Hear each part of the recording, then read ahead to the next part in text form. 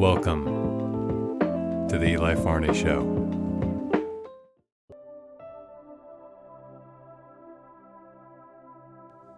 Hi.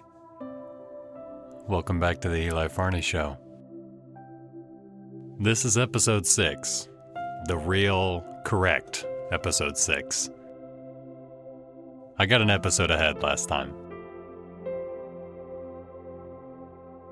I slept for way too long yesterday. So I went to bed about a normal time, 11:45, 12, 1, who knows. And I woke up at 10:45 in the morning. My girlfriend was getting ready to go to work, said goodbye. I rolled over and I thought, I don't even know if I'm going to fall back asleep. I'm already kind of awake. And then I did go back to sleep, and I woke up at 5:30 p.m. in the afternoon. Y'all, for me, that was fucking crazy. Okay? I know some of you are probably hearing that and thinking, damn, I wish I could sleep until 5:30. I should go be an actor, full-time unemployed person. It really threw me off. I mean, it definitely affected my rhythm and how I do things. I was going to film a couple of auditions yesterday. I'd planned out, earlier through the week, I'd already been looking at my scripts so that I would be ready for Saturday. And waking up hours after, I expect to get my things done, it mostly just hit me hard because I feel like I've been gaining so much momentum lately. Both just with my mental health and handling anxiety and depression, very mild depression, but still. Handling those things, getting better, being happier every day, doing my podcast, responding to auditions, doing voiceover, doing all the things. Overall, I felt pretty good. I felt like I've been doing a good job and I'm proud of myself for the work that I've been putting in.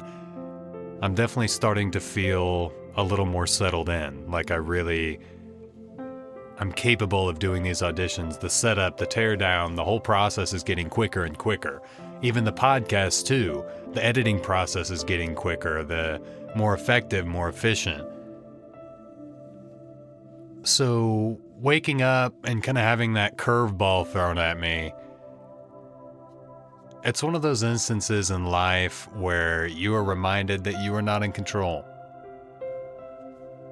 You think you're in control, but you're not. I guess I really needed that sleep. It was still strange because it then kind of makes me think, first off, is something wrong with me? Am I okay? But it's just sleep, so there are worse things that could happen to you. And then it's just kind of like, why is that? Why? What could have caused my body to need so much rest? It's interesting because my girlfriend and I, we had some good conversations yesterday, or the day before I slept in. Just about our relationship and about each other and about our needs. A really adult, emotionally intelligent conversation. And it felt like, well, hey, I'm so proud of myself for doing that and having that conversation. But I think what I didn't realize is just how much effort and vulnerability that required from my inner child. I didn't realize that the things I was sharing with her were so important to my inner child. I didn't realize that they cared so much about these things. And just being able to voice what you need. It's just hard, I try and be there for everybody else, especially the people I care about, my girlfriend, my family, my friends. And I kind of try and put myself on the back burner to what they really need. I try and be emotionally intelligent enough to be like, well, what I feel is not that important, and I should really just be there for them. And that's taken a toll on my subconscious.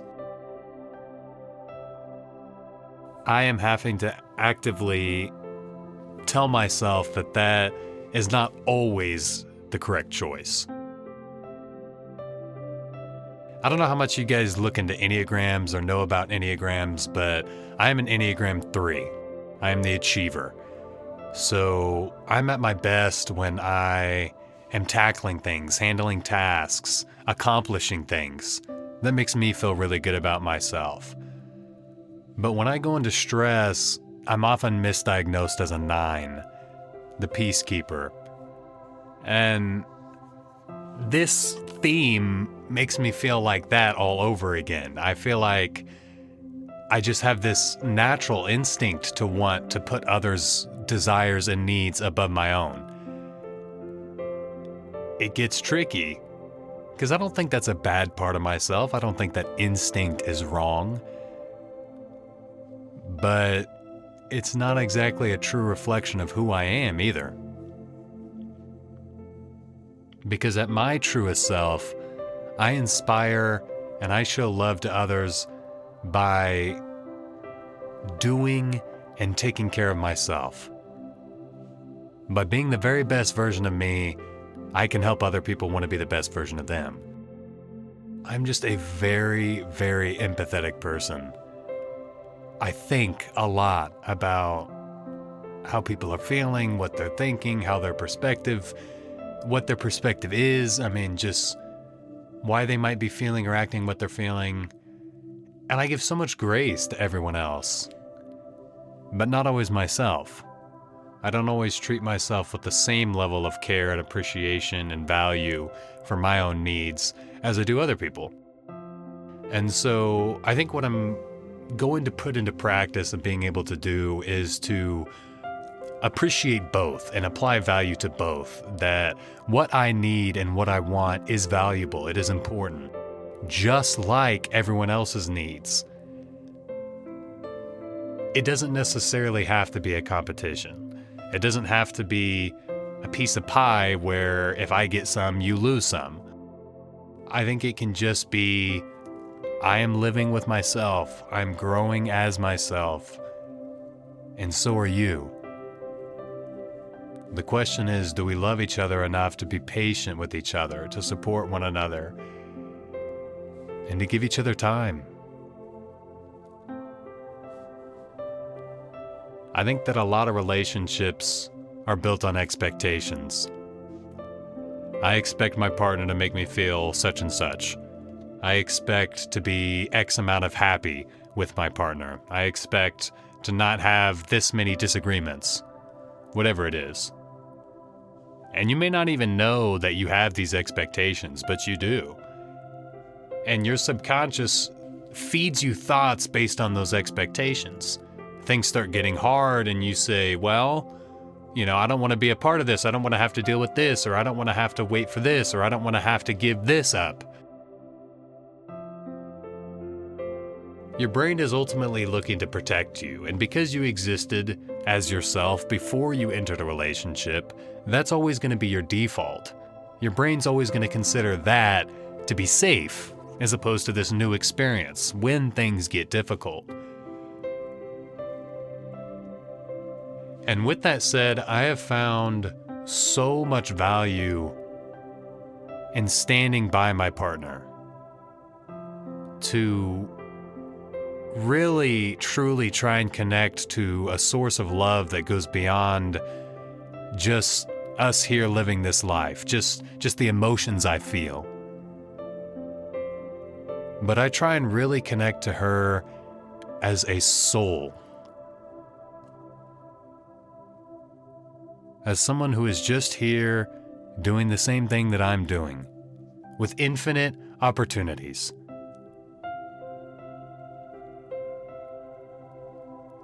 I just want to be able to make a difference in our life. I want to be the very best experience that you could have on this earth. And I want you to be that for me.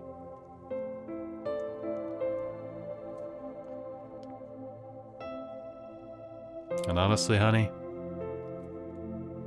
I'd go to hell and back for you. Because no matter how far we ever seem to be, no matter how hurt one of us feels or both of us feel, nothing outweighs the way I feel about you. You're the one for me.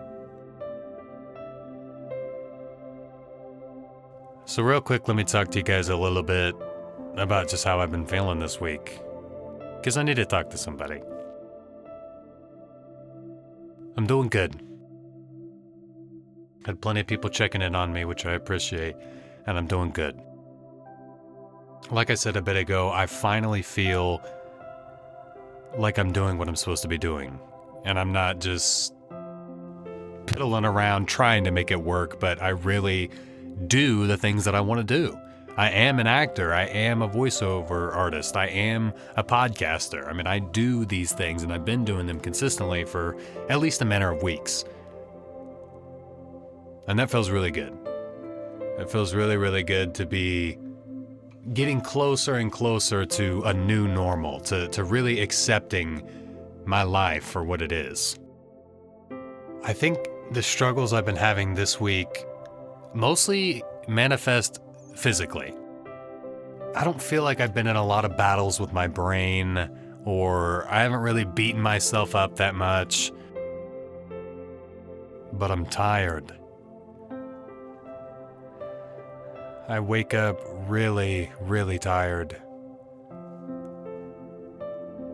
And I'm still on the journey and path of cultivating something different, of waking up with energy and excitement to seize the day. Started using a simple cup of coffee to get me a little bit of excitement in the day. I know I get to, once I wake up and get out of bed, I can have that cup of coffee and start my business. I would like to include just a little bit of yoga, a little bit of exercise, some warm-ups, and welcome my body into the day and give it the care that it deserves. I've felt pretty open creatively recently. I've had a couple auditions that I feel really, really good about. Obviously, the way we look at these things is that everything is a win. So getting the audition is a win, and that's enough. And I have that funny feeling that happens as an actor. You're just on the cusp. We'll see. Maybe in a couple weeks I'll tell you guys, yeah, no, it all worked out. I'm doing such and such, or maybe not. Maybe it's not meant to be. But either way, I actually am getting a bunch of value out of just feeling that experience and imagining what it would feel like to actually get all of the things that I want without an insistence upon them. It's ultimately about telling myself that I am able to receive. I am safe to receive what it is that I truly want.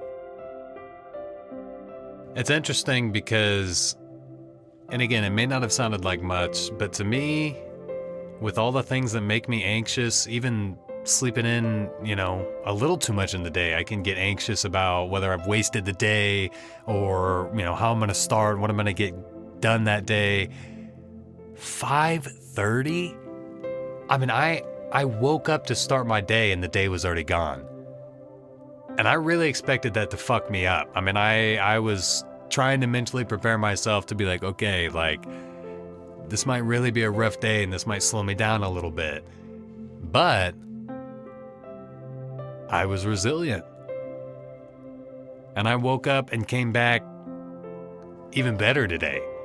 I mean, I felt good. I just felt confident in myself. Like, I know what I'm doing. And even though this happened, it's not going to stop me and it's not going to slow me down.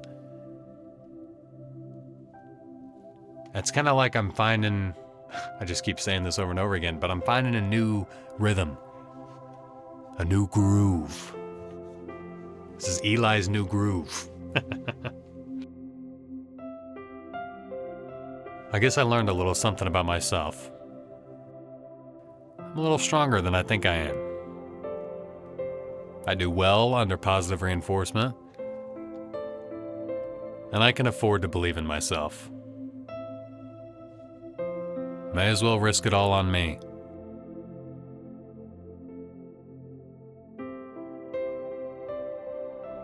Now I just want to think a little bit about setbacks and about challenges.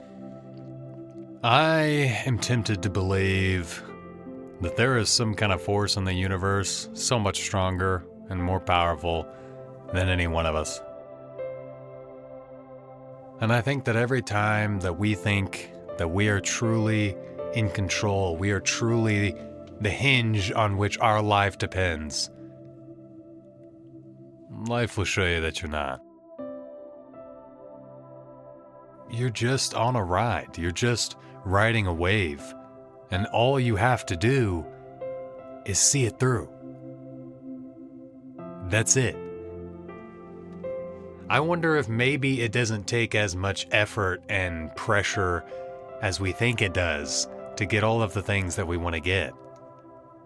Sometimes we hound ourselves so harshly and we discipline ourselves and train ourselves and do all the things.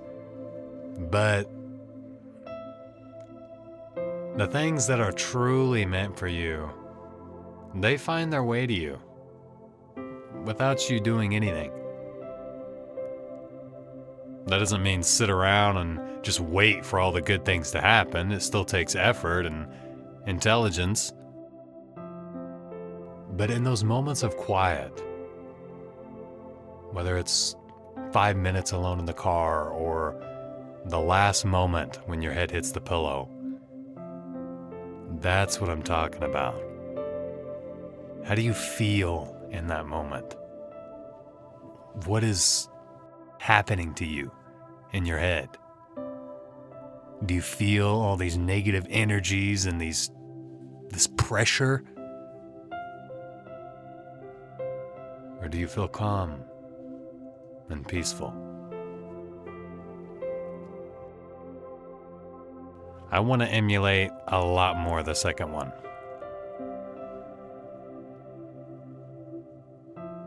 So this is my chance to reach out and ask you guys, what do you do when you feel like this?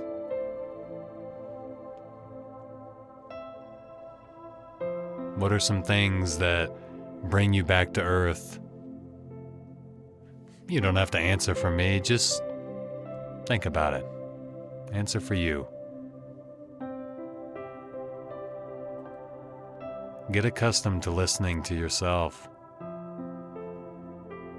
Your body's always telling you what it needs. And mine? I need some grub. I need to eat some food. Take care of myself. I did good today. And I'm proud of me. And you? You did good too. I don't know what you did, but I'm proud of you. Thank you guys so much for listening. Happy Sunday. Have a great day.